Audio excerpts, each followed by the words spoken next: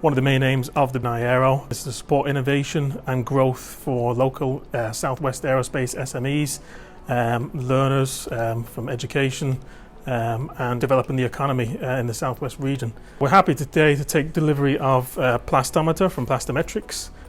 So we're going to be using this system here to explore novel mechanical testing on materials from new processes and different treatments. So this technology will enable us to do new analysis techniques, so we can map the tensile properties or the static mechanical properties of a full piece of material rather than relying on a single test piece or multiple discrete test pieces, which for ALM or for other processes such as casting or forging is quite valuable.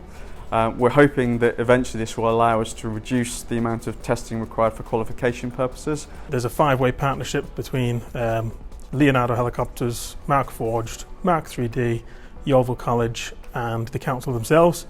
So together we're trying to explore new materials and new manufacturing processes, and as part of that journey, especially for metallic additive manufacturing systems, we need to explore how to qualify and certify these materials.